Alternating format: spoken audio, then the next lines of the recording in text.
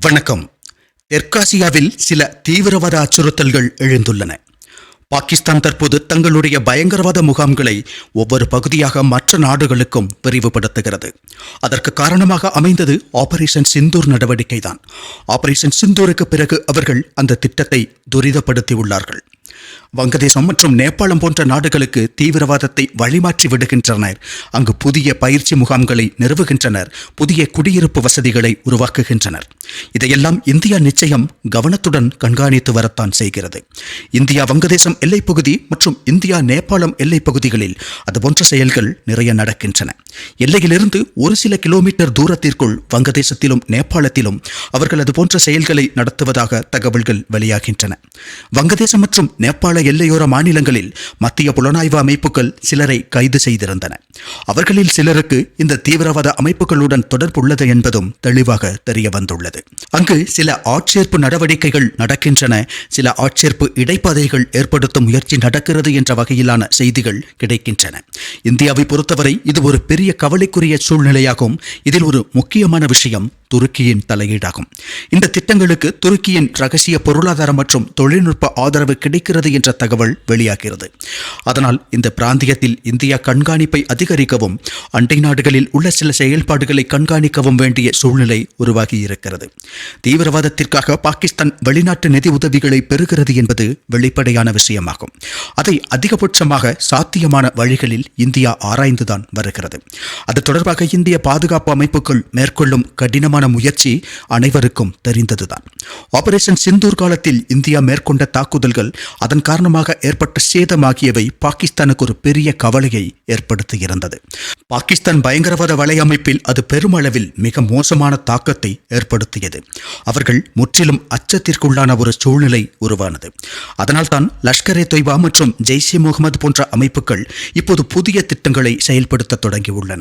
அவர்கள் தங்களுடைய செயல்பாட்டை நேபாளத்திற்கு விரிவுபடுத்துகின்றனர்.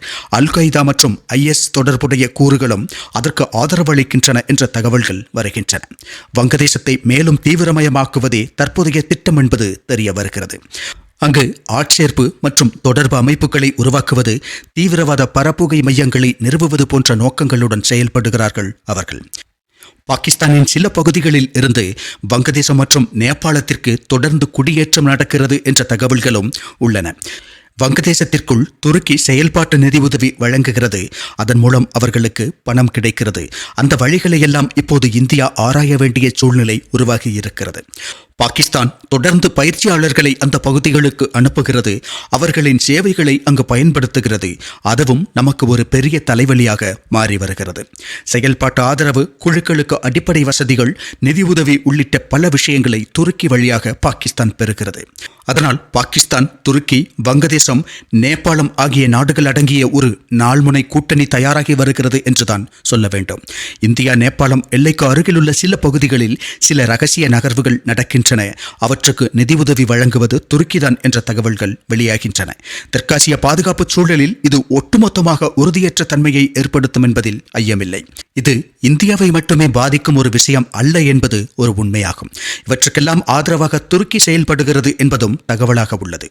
துருக்கியின் துணை வெளியுறவுத்துறை அமைச்சர் வெரிஸ் எக்கின்சி அக்டோபர் மாதம் டாக்காவிற்கு விஜயம் செய்திருந்தார். அப்போது அங்குள்ள இரு அரசுகளுக்கும் இடையே வர்த்தகம், முதலீடு போன்ற விஷயங்கள் பேசப்பட்டன. அதோடு பாதுகாப்பு ஒத்துழைப்பு, இணைப்புத்தன்மை, கல்வி, மானுடவியல் விஷயங்கள் போன்ற பெயர்களில் விவாதங்கள் நடந்தன. ஆனால் அதன் நிழலில் வேறு சில விஷயங்களும் நடந்துள்ளன என்பது தெரிய வருகிறது. அவர் முகமது யூனுஸை மட்டுமல்ல, வங்கதேசத்தின் அரசியல் நிர்ணயம் முழுவதும் உள்ள பலரையும் சந்தித்துள்ளார் என்ற தகவல்களும் கிடைக்கின்றன.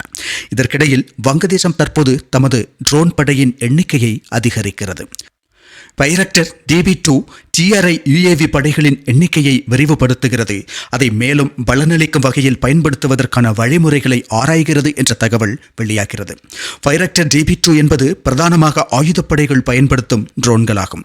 அதோடு ஹிசார் பிளஸ் மற்றும் சைபர் போன்றவை அடங்கிய நவீன சில அமைப்புகள், வான் பாதுகாப்பு அமைப்புகள் போன்றவை வங்கதேசம் பெறுகிறது என்ற தகவல்களும் வெளியாகின்றன. இவற்றுக்கெல்லாம் துருக்கியிடமிருந்து ஆதரவு கிடைத்துக் கொண்டிருக்கிறது.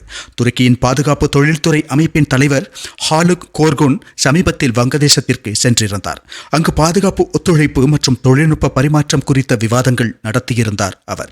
டாக்காவில் உள்ள ஜமாத்தே இஸ்லாமிய அலுவலகத்தின் புதுப்பித்தலுக்கு அவர்கள் நிதி உதவி வழங்குகிறார்கள் என்று தகவல்கள் வெளியாகின்றன. துருக்கியின் புலனாய்வு பிரிவுதான் இந்த நிதி உதவியை வழங்குவதாக தெரிகிறது. அவ்வாறு துருக்கி வங்கதேசத்திற்கு வழங்கும் உதவிகளில் பாகிஸ்தான் ஒரு இடைத்தரகராக செயல்படுகிறது.